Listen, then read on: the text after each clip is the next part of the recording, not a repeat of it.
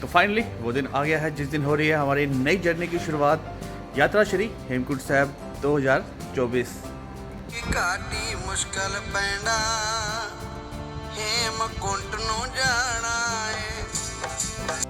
Hello friends, सलाम, नमस्ते, सत श्री अकाल, की हालचाल। होप करता हूँ आप सब बहुत बढ़िया होंगे।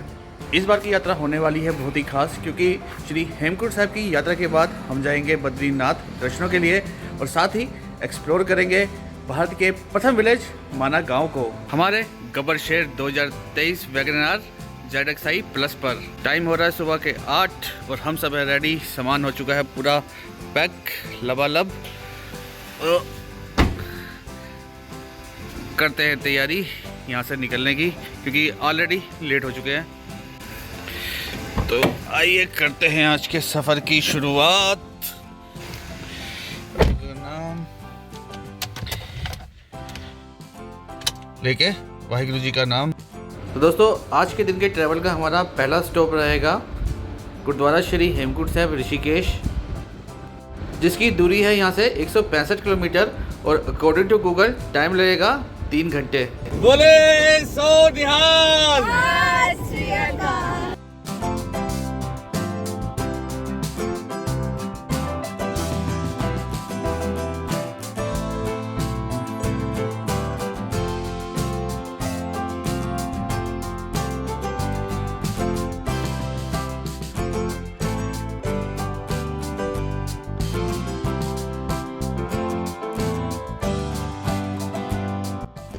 आज के दिन का पहला टोल प्लाजा सिवाया मेरठ। ऋषिकेश तक हमें 3 टोल प्लाजा पड़ेंगे और उसके बाद ऋषिकेश से आगे उत्तराखंड में टोल फ्री सफ़र। तो दोस्तों, जिस तरह दिल्ली चंडीगढ़ हाईवे पर आपको रास्ते में वेस्ट साइड एम्यूनिटीज़ की भरमार मिलती है, ठीक इसी तरह दिल्ली हरिद्वार हाईवे पर भी आपको वेस्ट साइड एम्यूनिटीज़ भरपूर मिलेंगी।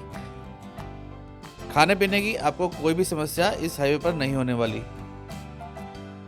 मुजफ्फरनगर बाईपास,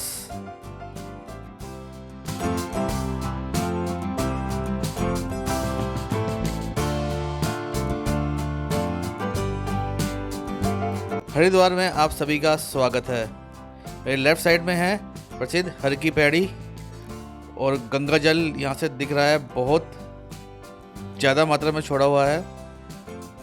और आपको शायद वीडियो में भीड़ दिखाई नहीं दे रही होगी, पर मैं यहाँ से देख पा रहा हूँ हर की पेड़ी का पूरा क्षेत्र पूरा श्रद्धालुओं से भरा हुआ है, क्योंकि 4 धाम यात्रा भी चल रही है और पूरे देश से इस समय टूरिस्ट हरिद्वार होके ही आगे अपनी यात्रा शुरू करता है।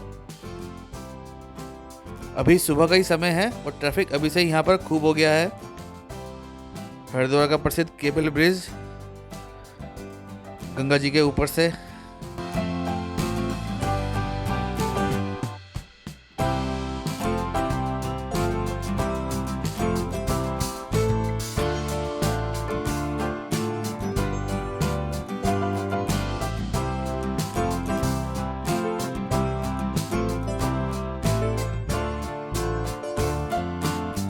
और फाइनली ऋषिकेश शहर के अंदर 40 मिनट के जाम को झेलते हुए हम पहुंच गए अब ऋषिकेश के सेंटर पॉइंट, यानी गुरुद्वारा श्री हेमकुंड साहिब ऋषिकेश।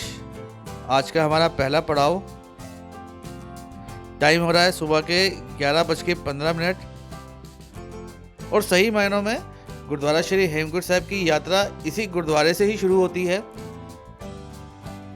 क्योंकि पंजाब, हरियाणा या दूसरे स्टेटों से जो संगत आती है उसके लिए ऋषिकेश तक ही ट्रेन की फैसिलिटी मिलती है। यहाँ से आगे आप शेयरिंग बसेस, शेयरिंग कैब्स के माध्यम से भी अपनी यात्रा स्टार्ट कर सकते हैं, पर हम अपने अब निजी वाहन पे हैं, अपने गब्बर सिंह पर, तो हमें कैब के टाइम टेबल की कोई ज़रूरत नहीं। तो यहाँ पर सबसे पहले जाएंगे दरबार साहब मत्था टेकने के लिए और करेंगे अरदास गुरु के आगे कि हमारी आगे की यात्रा श्री हेमकुंड साहिब के लिए सुखद, सफल और बिना किसी विघ्न के संपूर्ण हो। दरबार साहब इस गुरुद्वारे में फर्स्ट फ्लोर पर है और इसका आर्किटेक्चर बहुत ही सुंदर और स्वर्ग जैसा माहौल देता है। इसी के साथ ही गुरुद्वारा साहिब के ग्राउंड फ्लोर पर एक अजायब घर भी बनाया गया है, जहाँ पर सिख इतिहास से संबंधित मॉडल्स की गैलरी लगाई गई है। इस गुरुद्वारे आएँ तो यहाँ अजायब घर देखना ना भूलें। और ये जो आप सामने भीड़ देख रहे हैं, ये यहाँ रुकने के लिए रूम्स की और स्पेशली पंजीकरण काउंटर यहाँ पर लगाए गए हैं, क्योंकि आपको पता ही है कि उत्तराखंड में 4 धाम यात्रा और हेमकुंड साहिब के लिए पंजीकरण बहुत ज़रूरी है। अगर आप ऑनलाइन पंजीकरण नहीं करवाते तो यहाँ पर आपको मैनुअल पंजीकरण भी हो जाएगा। इसी के साथ ही इस गुरुद्वारे में संगत के लिए रात को रुकने का भी पूरा प्रबंध यहाँ पर किया गया है। संगत की सहूलियत के लिए यहाँ पर कई सराय जैसे भाई सतीदास निवास, भाई दयाला जी निवास, और अगर एसी रूम चाहिए हो तो गुरु नानक निवास में भी रूम उपलब्ध हैं। इसके अलावा 4 साहिबजादे निवास यहाँ पर हॉल उपलब्ध हैं। यहाँ पे कई संगत एक साथ यहाँ पर रह सकती है। इसके अतिरिक्त यहाँ पे यात्रा का एक बोर्ड भी लगा है, जो इस यात्रा मार्ग पर पड़ने वाले शहरों और कस्बों को शो करता है, उनकी दूरी किलोमीटर के साथ। अभी ज़्यादा समय नहीं हुआ है, इसी वजह से हम भी अपनी यात्रा आज आगे जारी रखेंगे और कोशिश करेंगे आज शाम तक नगरासू तक पहुंच जाए। रात का स्टे हम वहीं करेंगे, या फिर जहां तक अंधेरा हुआ, जहां दिल करेगा वहां पर गाड़ी रोक के होटल कर लेंगे, या कोई गुरुद्वारा मिलेगा तो वहां स्टे कर लेंगे। बोले सो निहाल। टाइम हुआ है दोपहर के 12:25 और इस गुरुद्वारा साहिब से अब हम लंगर करके निकल रहे हैं, तो बहुत जल्दी तो हम अभी यहाँ पर आगे स्टॉप लेंगे नहीं। कोशिश करेंगे आज का दूसरा स्टॉप हमारा देवप्रयाग ही हो।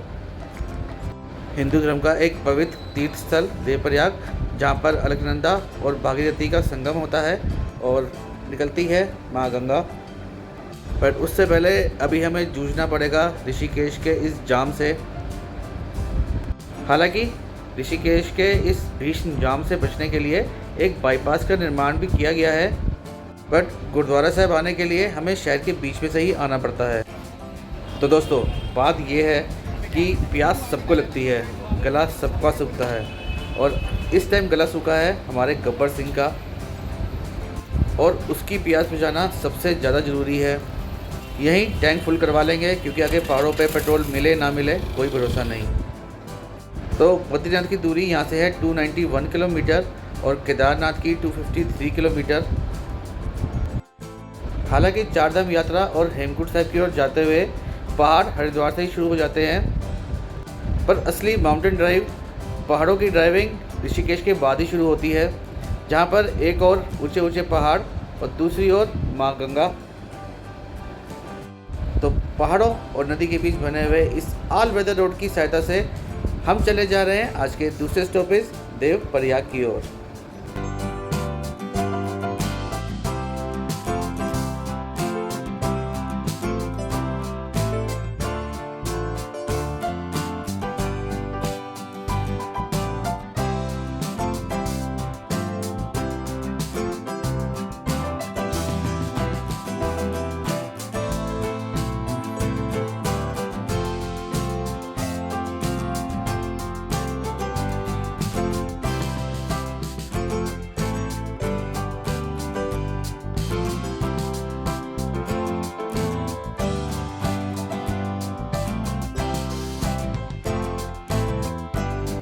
तो दोस्तों, आगे बढ़ते हुए हम 82 से थोड़ा सा आगे आ गए हैं और गर्मी यहाँ पर पूरी है। लगभग 45 डिग्री से ऊपर का टेम्परेचर इस टाइम इन पहाड़ों पर यकीन मानिए बर्दाश्त से बाहर हो रहा है। और हमें इस जगह एक ऐसी घाटी में जिसको तोता घाटी के नाम से जाना जाता है। इसका भी एक छोटा सा इतिहास है कि इस घाटी का नाम तोता घाटी क्यों पड़ा।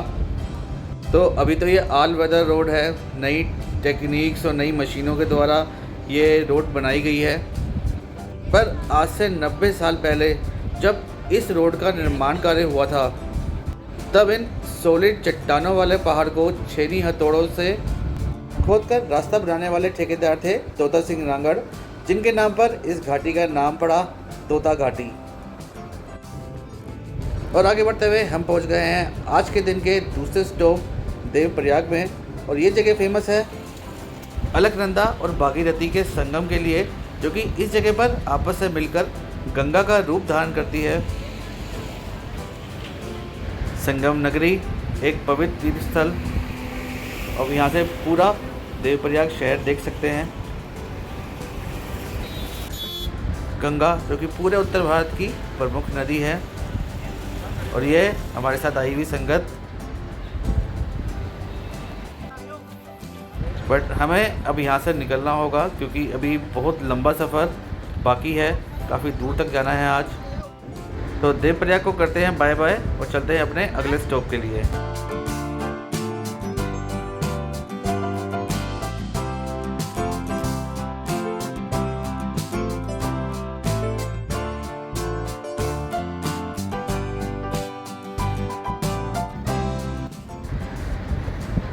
श्रीनगर यहाँ से 5 किलोमीटर दूर रह गया है। तो दोस्तों यहाँ बता दूँ कि यह श्रीनगर जम्मू कश्मीर वाला श्रीनगर नहीं है, उत्तराखंड में भी एक श्रीनगर आता है, जो कि उत्तराखंड का एक काफ़ी बड़ा शहर है। गढ़वाल रीजन के अंतर्गत ही आता है।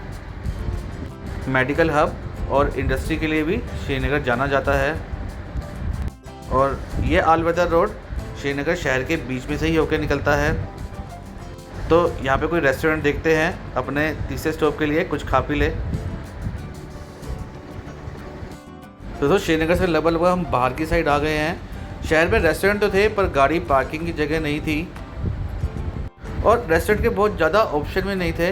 होटल्स बहुत ज़्यादा बने हुए हैं, गेस्ट हाउसेस नाइट स्टे के लिए, पर प्रॉपर फूड वाले रेस्टोरेंट अभी तक यहाँ पर दिखाई नहीं दिए। तो थोड़ा और आगे बढ़ते हैं।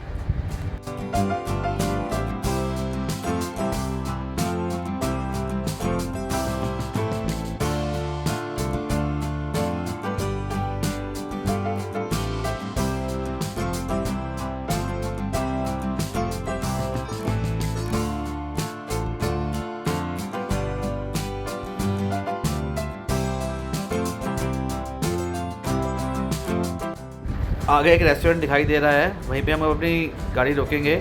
और मौसम देखिए दोस्तों, बिल्कुल बारिश वाला। तो फाइनली एक रेस्टोरेंट मिला है, ये शिविका होटल एंड रेस्टोरेंट।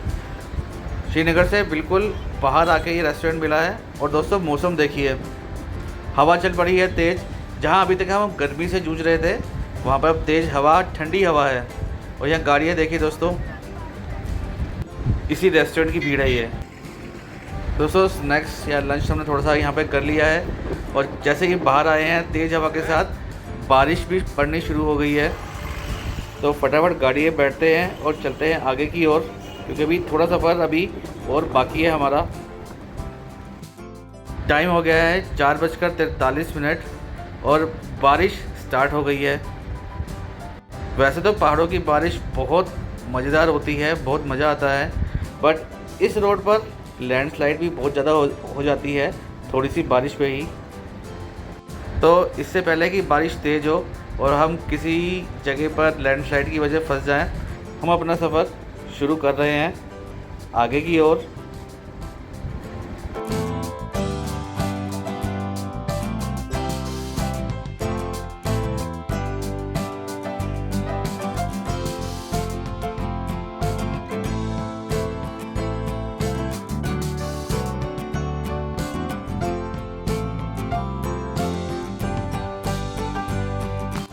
दोस्तों आप सामने की ओर पहाड़ पे सीमेंटेड वर्क देख पा रहे होंगे।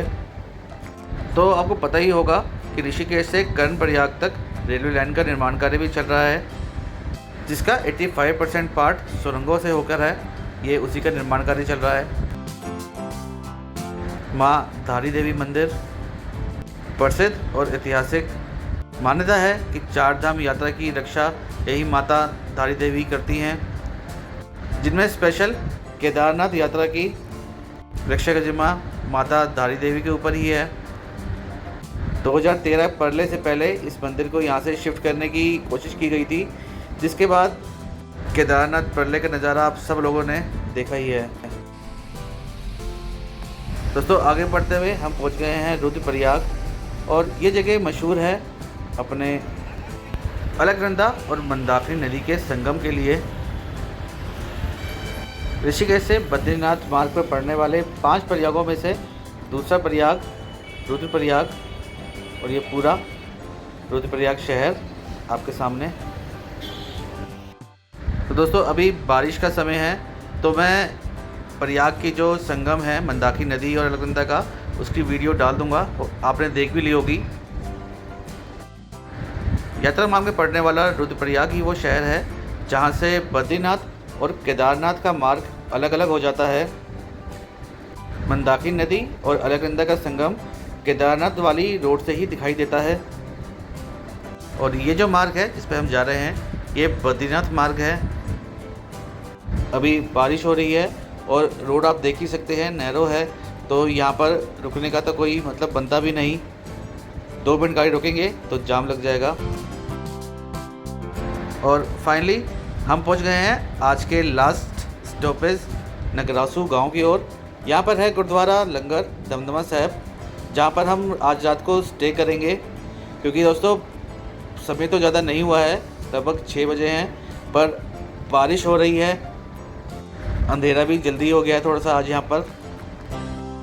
मेरठ से यहाँ की दूरी है लगभग 323 किलोमीटर और इतनी ड्राइव एक दिन के लिए काफ़ी है, वो भी पहाड़ों पर। फिलहाल यहाँ पर गाड़ी पार्क करते हैं और लेते हैं एक रूम, बस मिल जाए यहाँ पर। तो दोस्तों वीडियो काफ़ी लंबी हो गई है, तो आज की वीडियो को हम यहीं पर समाप्त करते हैं। इस गुरुद्वारे की पूरी वीडियो और डिटेल मैं आपको अगले ब्लॉग पे बताऊंगा। तो दोस्तों वीडियो अच्छी लगी हो तो लाइक जरूर कीजिए और कमेंट जरूर करिएगा। मिलते हैं आपसे अगली वीडियो में। Keep loving, keep supporting, till then, जय हिंद।